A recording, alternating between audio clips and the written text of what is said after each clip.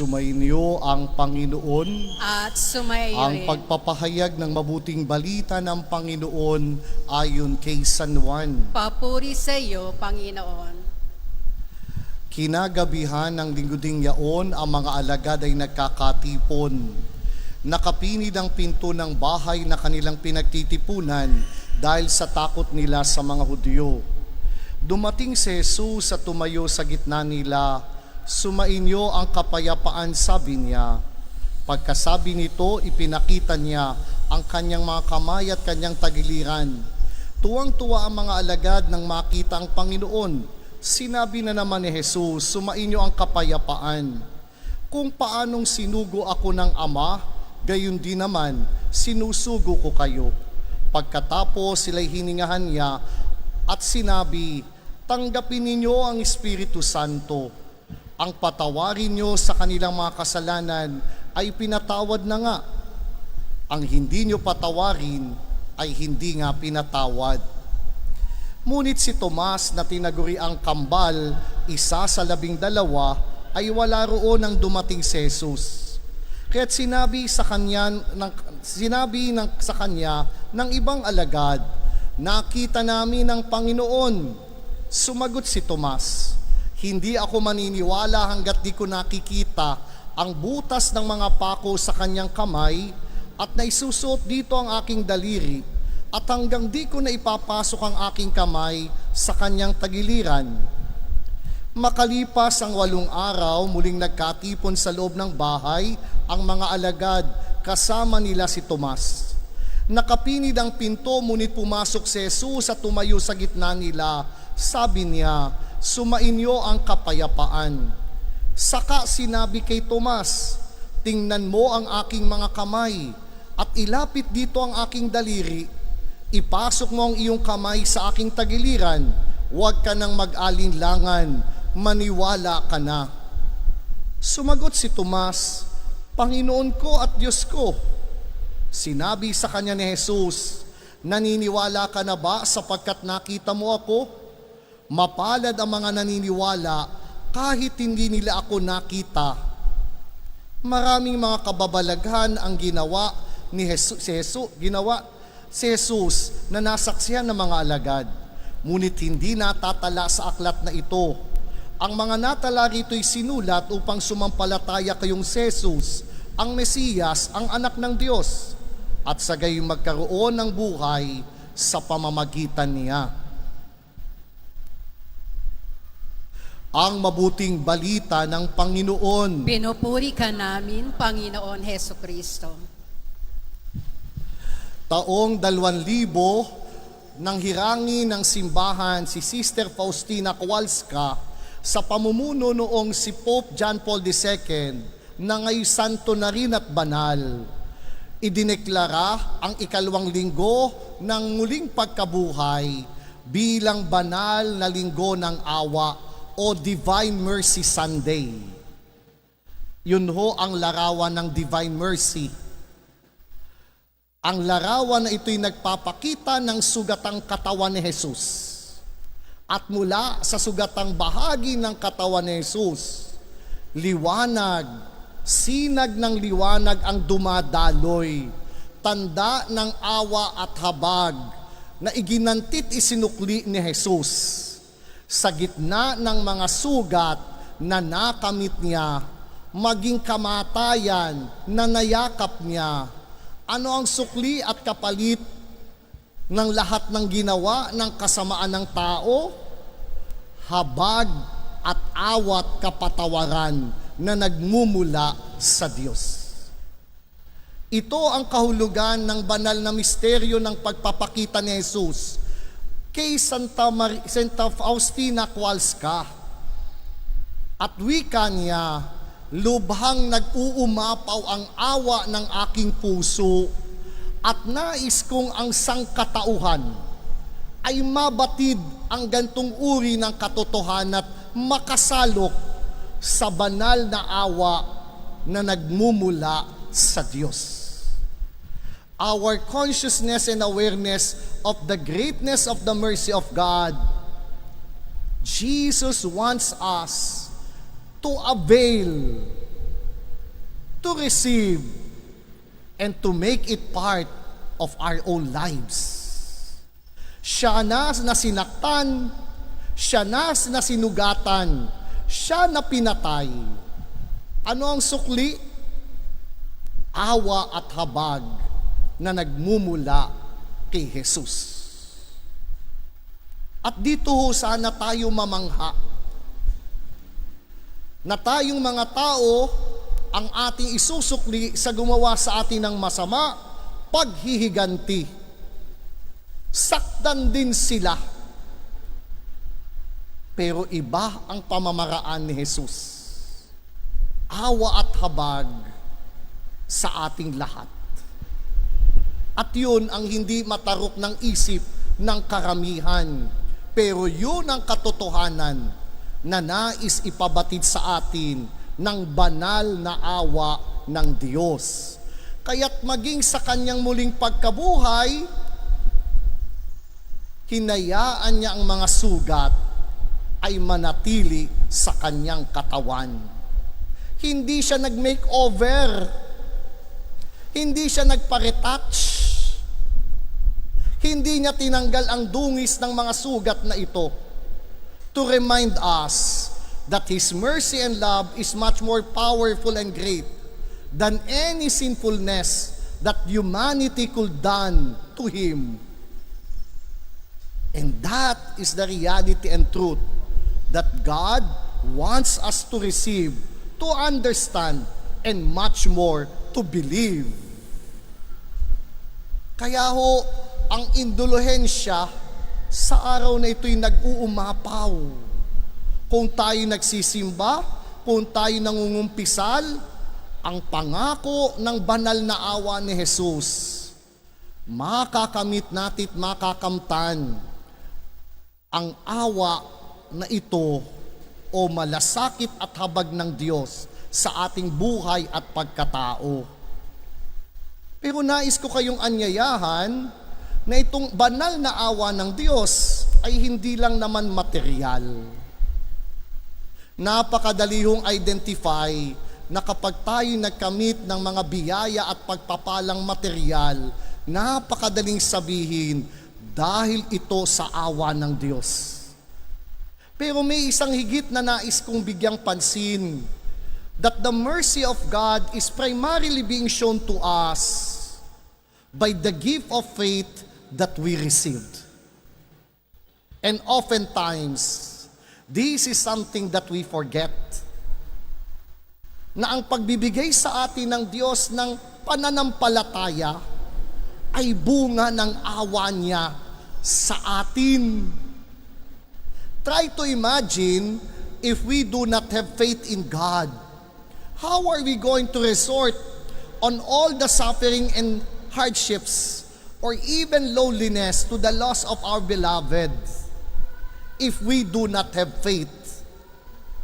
And I think one of the greatest mercy God have shown to us is to receive such kind of faith in Him. Hindi ko ho alam kung saan tayo susuong kung wala tayong pananalig. Sino ang ating kakapitan? Saan tayo huhugot ng lakas kung walang pananampalatayang ipinagkaloob sa atin ng Diyos? Kaya maging si Pedro, sa ikalawang pagbasa, ating narinig. Hindi man pa natin siya nakikita, pero tayo nananalig na. Hindi pa rin ninyo siya nakikita, magpahanggang ngayon, ngunit nananalig na kayo sa Kanya. At dahil dito'y nag-uumapaw na sa inyo, puso, ang kagalakang di kayang ilarawan ng salita, sapagkat inaani na ninyo ang bunga ng inyong pananampalataya sa inyong kaligtasan. Peter is quite clear that this faith need to be challenged by a lot of troubles, difficulties, and hardships in life. At ano ang ginamit na larawan ni Pedro? Tulad ng ginto, tayo'y dinadalisay. At ang pagdadalisay ng ginto ay para makita ang kagintuan. In the same way with us. With all the hardships and difficulties, with all troubles in life that we are confronted with, the more our faith is being challenged. Is it real? Is it true? Hindi ba yan tanso na kinulayan lang parang ginto? Do we remain and stay to believe even though suffering is sometimes so difficult to understand and a lot of uncertainty comes into our lives? At yun po ay bunga ng awa ng Diyos sa atin. Sapagkat kung wala tayong pananalig, tiyak, mahihirapan tayong tumindig kapag nahaharap tayo sa kabiguan. Kapag ang mga bagay ay hindi umaayon sa ating inaasahan. Kapag may mga tanong na wari walang kasagutan. At lalo pang dumadami ang tanong na wala tayong masumpungan na kabuluhan sa ating hinaharap sa ating buhay. Sa kwento ng Ebanghelyo, mamamangha tayo kay Jesus na muling nabuhay. Ano ba naman kung si Tomas ay hindi maniwala?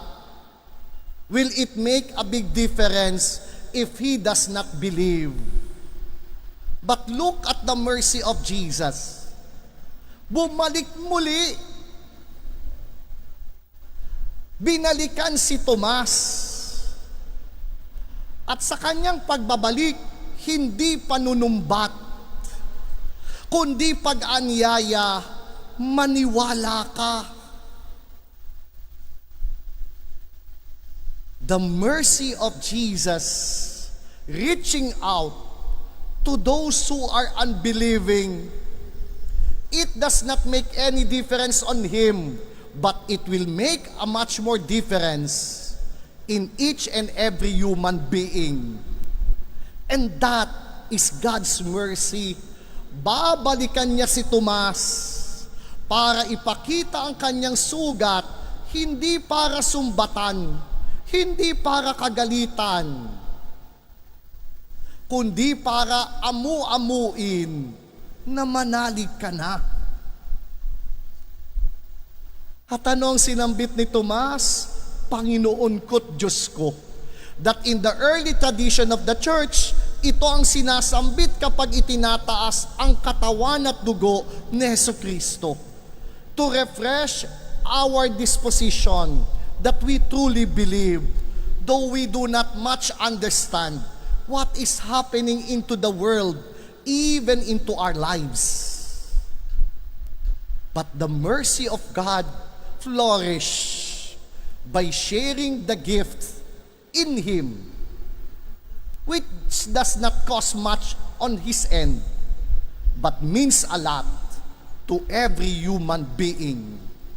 Wala namang magagawa o maidadagdag sa pagka-Diyos ni Jesus kung hindi maniwala si Tomas. Pero malaking bagay ang magagawa ng pagbabalik niya sa ating lahat para ipabatid na ang biyaya ng pananalig ay lahad niyang ibinibigay para tayo ay magkaroon ng lakas at kakayanan na sa gitna ng mga sugat ng buhay, dumaloy din sa atin ang habag at awa ng Poong may kapal. And that leads us to the third point. If we truly believe on the divine mercy, we too in one way or another are confronted with wounds, hurts, pains, suffering. Will it hinder us to reach out? Hahadlangan ba tayo ng sugat, pait ng karanasan, sakit at paghihirap para hindi na gumawa ng mabuti sa mga taong gumawa ng kasamaan? And that is the challenge of the mercy of God in us. Will it stop us, paralyze us, or fixate us? When that happens, the mercy of God stops. humihinto. Pero kapag tayo sa gitna ng sugat, sa gitna ng pagtalikod, pagtatatwa, sa gitna ng mga sakit at paghihirap, patuloy pa rin sa pagtulong, patuloy pa rin sa paglilingkod, patuloy pa rin sa pagbabahagi ng sarili para sa kapwa. Muli, ating ipinamamalas sa sugatan nating katawan at kalooban ang banal na awa ng Diyos sa ating buhay. When mercy of God works in us, even our woundedness, though we are rejected at times, we are suffering and hurt because of the words coming from other people. Will it stop us in helping them, in doing something good for them? Kapag tayo huminto, tumitigil na rin ang awa at habag ng Diyos. Nawa sa pagdiriwang natin ng dakilang kapistahan ng banal na awa, ako may sugatan, ako may nahirap na saktan, ako may tinalikuran, ipinagkalulo, o kaya'y maraming mga masakit na salita ang sinasambit sa aking likuran. I will not stop doing what is right and what is good, because I will make myself out of my faith to be channel of God's mercy to other people. Madali hong gumawa ng mabuti kapag lahat ay mabuti ang ginagawa sa iyo. Madali yung magpakita ng habag at awa kapag lahat ng bagay ay nagaganap ayon sa inaasahan mo. Pero kapag salungat ang nagaganap sa iyong buhay, karamdaman, sakit, kawalan, o kaya'y pagkawala ng mahal sa buhay, will it stop us loving, caring, and showing mercy to other people? And that is the challenge of the divine mercy in our midst. Sugatan man ang katawan ni Jesus, itinatwa ng mga kaibigan, pero patuloy pa rin gagawa ng mabuti sapagkat ganon ang banal na awa ng Diyos. Bakit natin gagawin ito? Dahil tayo mga tao na may pananampalataya sa Diyos na muling nabuhay. And that is the gift of the divine mercy. The faith that we profess hopefully will be seen and be realized by embodying the mercy of God in spite of our woundedness, hurts and pains. It will not ever stop us loving, serving, and doing what is good for other people. Kapag ganon, ang banal na awa ng Diyos na muling nabuhay ay patuloy na lumalaganap sa ating sambayanan. Kaya pasalamatan natin ang Ama sa biyaya ng banal na awa ng kanyang anak.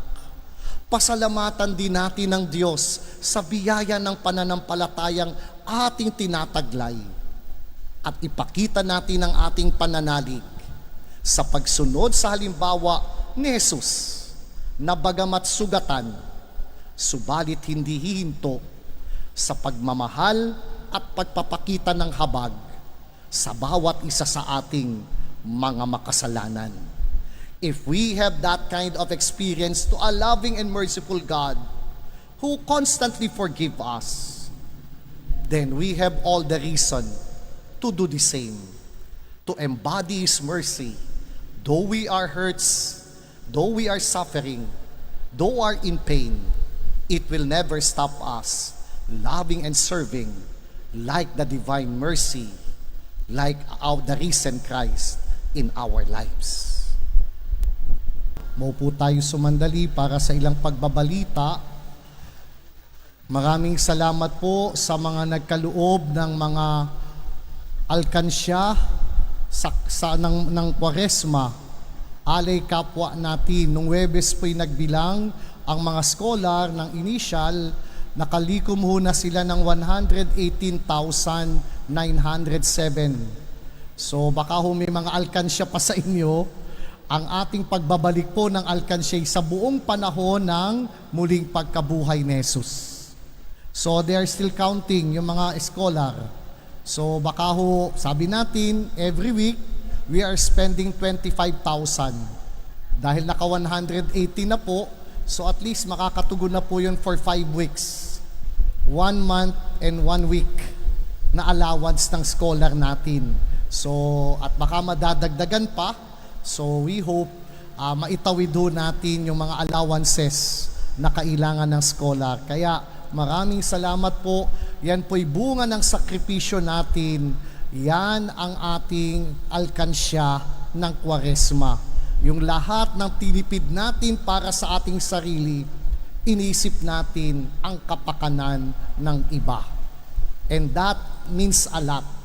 Not so much about the money, but the value underlying all of those sacrifices. Na ngayon, hari nawa matranslate sa mga scholars na sila rin, pagdating ng araw, ay makapagsakripisyo rin para sa kinabukasan ng iba. Pangalawa po, on May 16, next month, magkakaroon po tayo ng kumpil. Kung kayo may mga anak, 12 taong gulang pataas, at hindi pa tumatanggap ng sakramento ng kumpil, sisimulan po sa Sabado ang pagsasanay o instruction. At ang celebration po ng Sacrament of Confirmation will be on May 16. That is Saturday at 7:30 a.m. Kaya ho, kung mga may 12 years old kayong anak at hindi pa nakukumpilan, dumalo ho ng ating pagsasanay na magsisimula po sa Sabado dito po sa St. Joseph College. Kaya magdala ho ng mga baptismal certificate kung meron na, para po maging supporting document natin sa pagtanggap ng sakramento ng kumpil. Pangatlo, kaugnay sa pagawain, ito hong unang bahagi ng ating upuan ay may bagong luhuran. Yan po yung sample. So dinagdagan ho ng 1 inch na foam. Kasi sabi nung gumagawa, Father, pag dinagdagan ko pa yan, napakataas na. Tinahian ho yung leatherette na tagiliran at yan yung sample. Sa loob po ng kumbento, meron na rin nung nabarnisan na upuan, another sample. Ipakikita po ito sa ating lahat and let us decide kung ano ang gusto natin para sa ating simbahan. Kaya lang ho, pinagninilayan ko nung isang gabi, papaltan nga ho natin ang luhuran. Paggabi naman, napakaraming pusa na kinakalmot ang luhuran. Hindi ko alam kung anong gagawin. Dahil nga sila'y Catholic, kinakalmot ho kasi ng pusa yan at nagigigil sila sa mga leatherette na meron tayo. So initially, kapag daw ho sila ang gumawa ng isang luhuran, sa bawat upuan will cost us 1,600. Sabi ko, kung kami ang bibili ng leatherette at foam, sige Father, 350 per upo, per luhuran. Doon naman po sa pagbabarnis, actually hindi na ho barnis, pintura ng mga upuan, ang labor cost po ay 3,500. So yun po ang kalakaran na hindi pa natin nine-negotiate at sinasabi lang ho natin para may idea tayo kung gusto natin talagang papinturahan ang ating mga upuan. Dahil meron pong isang batch ng magkakaklase sa high school, ito po ang nais nilang proyekto, pabarnisan at ayusin ang upuan. But I do not know how much do they have at wala akong idea. Kaya ho, kung anong aabuti ng kanilang donasyon, dudugtungan po nating mga maninimba. Kaya I'm opening it up to you. Kaya ho yan yung mga sample. At sa loob nga ay may sample ding kulay at magkakaroon ng ilang adjustment kung nais ninyo. Pangalawa po, tapos na ho yung hallway, patapos na rin ho yung taas na pinturahan, Kaya nagpasample din po ako doon sa isang arch. Awan ko kung nakita nyo, may mga emboss po kasing inilagay dyan na may mga simbolo ni Maria at ni San Roque. Eh baka sabihin nyo pagkakwan, si Father naman, dilawang-dilawan. Yan ho kasi ang nakalagay sa arkitekto. Pero yan namang hundilaw na yan mangingitim pagdating ng araw. Kaya nga lang ho, pinakikita sa atin, we have a choice. At kung may mga objections sa inyo, which one do we prefer? So wala pa hong final. Everything ay under critic pa ng mga mananampalataya. So yan ho yung sample. Merong emboss at merong monocolor lang naman, isang color. At yun nga po, yun din yung dilaw na ginamit sa harapan, ginamit sa taas, at ginagamit din po sa baba. So yan ho ang sample. At kung kayo may mga objection, try to approach me so that we could consider your observation and listen to whatever opinion na meron kayo so that we could have a much more collaborative output ng ating simbahan. Bagamat mungkahi yan ng arkitekto, but since we are the end user, we have all the right to negotiate and at the same time to make it better for our church. So yun po ang mga kaganapan. Kaya ho yung luhuran, kung gusto nating ayusin at upuan, so pwede hong tayo ang bumili ng materyales at labor lang ang sasagutin ng ating mga iko-komisyong gumawa. Kaya yan po muna. Lastly, as a takeaway from the celebration of the Divine Mercy, may kasabihan no, love is giving until it hurts. And I think that is the message of the Divine Mercy. Ang pagbibigay natin ay hindi on our convenience. Higit na naging ganap ang pagmamahal kapag tayo nasasaktat na susugatan, patuloy pa rin tayo sa pagmamahal.